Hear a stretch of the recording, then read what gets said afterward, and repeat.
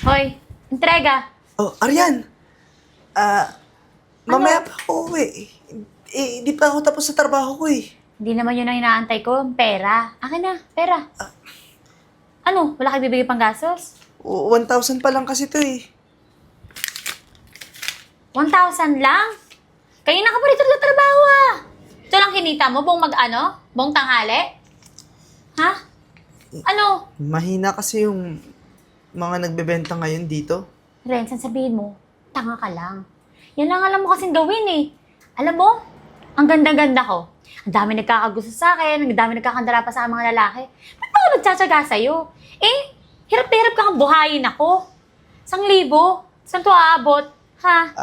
Arian, di naman laging ganyan yung kita ko, di ba? May oras naman, may panahon na malakas din. Tsaka, kung mag-alala, maghahanap ako ng extra pang trabaho para may mabigay ako sa'yo. Di na. Ayoko na mag-antay. Kasi namumuti na yung mata ko, pero walang nangyayari. Hanggang ngayon, sangkaig, santuka pa rin tayo. Kung ako sa'yo, huwag ka nang umuwi mamaya, ah. Maghanap ako ibang lalaki, yung bubuhayin ako. Yung kayang bilhin lahat ng mga luho ko. Sa'yo wala eh. Arian, Wala ako mapapala. sandali lang naman. Di ba mahal mo naman ako? Mahal. Hoy, Renz, para sabihin ko sa'yo, ha? Hindi ako mapapakain ng pagmamahal. Ha? Ang kailangan ko, datong. Wala ka doon. Datong? Di mo alam? Tonta ka talaga. Pera! Pera! Maraming pera! Maraming ganito, Renz! 1,000? Saan ka mapupunta? Huwag ka nang uuwi, ah. Natindihan mo? Arian. Huwag ka nang uuwi. Ayoko makita pagmumukha mo. Diyan ka na nga. Pahaw mo.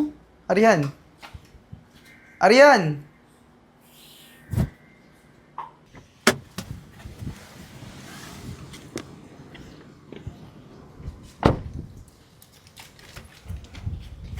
Ay! Magnanakaw! Magnanakaw! Uy! Tulong! Tulong! Huwag may magnanakaw! Po? Toy, tulungan mo ako! Kinuha yung bag ko! Ayun na yun yung lalaki! Dali, tulungan mo ako! Ako! Importante yung bag na yun!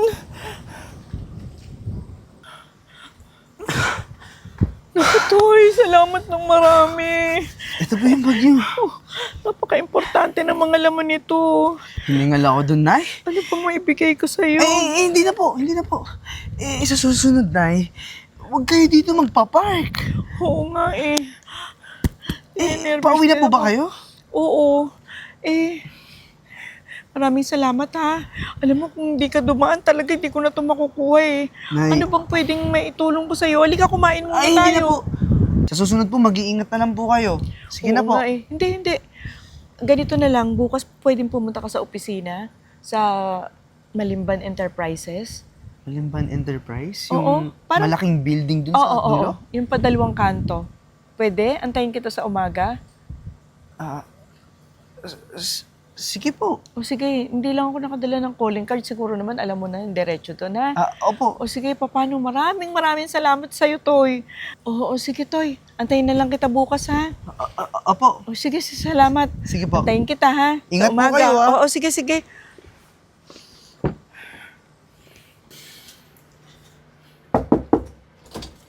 Arian? Di ba sinabi ko sa'yo, huwag ka na pupunta rito? O, ayan. O, ang gamit Arian? mo. Arian, wala. Meron ako lalaki dito. Maraming pera yun. Mahal ko yun kasi maraming pera. Lahat ng pangangailangan ko, matutustusan niya. Ikaw, wala kang mapapala. Ang Yan. hirap-hirap mo. Mas mahirap ka pa sa daga.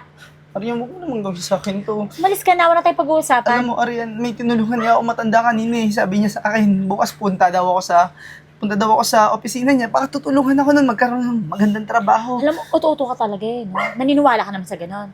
Hoy, pakonsuelo niya lang yun. Pero hindi totoo yun, huwag ka maniniwala. Umalis ka na.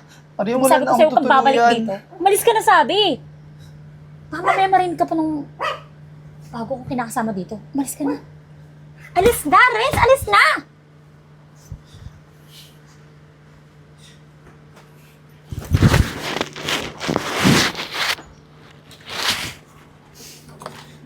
Wisit!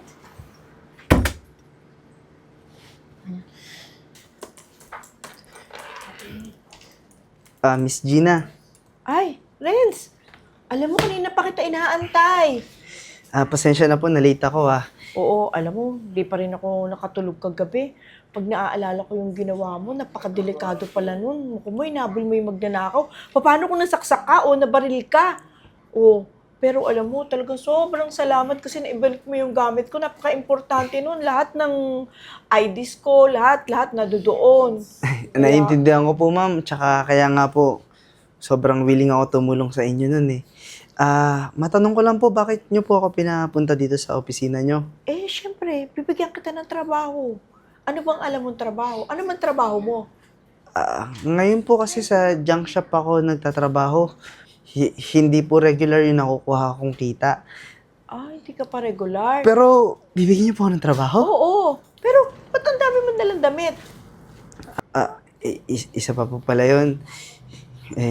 Pinalayas po kasi ako nung asawa ko kagabi. Kaya na-late po ako ngayon kasi naghanap pa po ako nung kaibigan ko na pwedeng matuluyan. Kaso, kinuha ko na rin yung gamit ko. Hindi rin kasi ako pwedeng magtagal dun eh. Ka-live-in partner mo. Kaka-live-in partner ko po.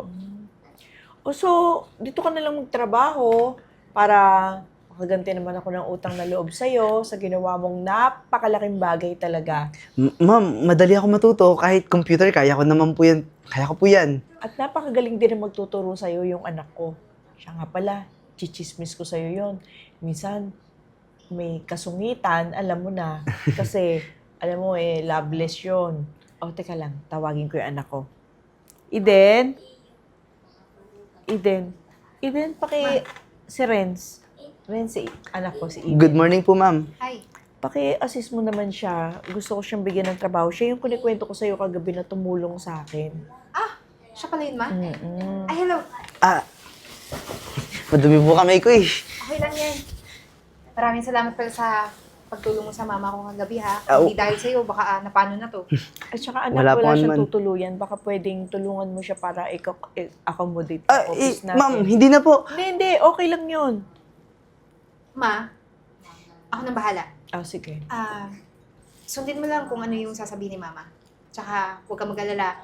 Habang nandito ako din yung mag-a-assist sa iyo. Talaga po. Oo. Bakit? Ang ganda po pala ng anak niyo sa personal. Oo, gaya ng naulit ko sa'yo, ha? Dalaga yan. At walang boyfriend since birth. Baka sakaling mapasaya mo yung puso nito. Ma, ano ka ba? Focus muna ako sa trabaho. Wala pa akong oras para dyan.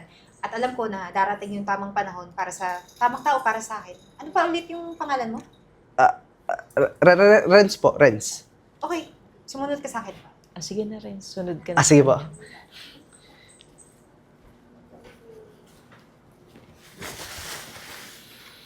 Alam mo, Eden, hindi pa rin ako lubos makapaniwala na makukuha kita, magiging tayo. Empleyado lang naman ako ng mama mo, tinuruan mo lang ako, tapos ngayon, ikaw na mapapangasawa ko. Ano ka ba? Wala naman sa estado ng buhay yung tinitingnan ko sa isang tao. Yung tinitingnan ko, yung may mabuting kalooban, tulad mo. Kaya nga, nahulog ako agad sa'yo eh. Tsaka, ang galing mo magturo dahil sa'yo, napa-increase ko pa yung sales ng company nyo. Salamat ha. Renz, Arian? kamusta ka? Parang ganda-ganda na ng buhay mo Siya yung kinakwento ko sa'yo. Hi. Nice to meet you. Hello. Nag-iwalay na pala kami. Ganun ba? Yung kinakasama ko, wala na nga akong pera, ninakawan pa ako. Arian, si Eden nga pala, fiancé ko. Ha? Fiancé? Fiancé. Malapit na kami kasal. Tsaka, nakamove on na ako sa'yo. Di ba sabi mo, mahal mo ako? Baka pwede ako na lang. Balikan mo na ako. Tayo na lang ulit. Arian, simula nung nag-iwalay tayo, ang dami kong natuklasan sa sarili ko pa na akala ko hindi ko magagawa. Pero, nung dumating si Eden, doon ko nalaman yung halaga ko. Tsaka ngayon, kakasal na kami, may sarili na kami bahay. Masaya na ako, Arian. Paano na ako? Sana mahanap mo yung para sa'yo. Yung kaya mong pahalagahan. Kung gusto mo, invited ka sa kasal namin. Babe, Hindi na. Sige, maraming salamat na lang. Huwag ka mag-alala. Hindi ko ipipilit yung sarili ko kung ayaw mo na. Sana maging masaya kayo. Pero hindi na ako pupuntang kasal nyo, ha? Sana mag-ingat kayo. babe, kain na tayo. Tara.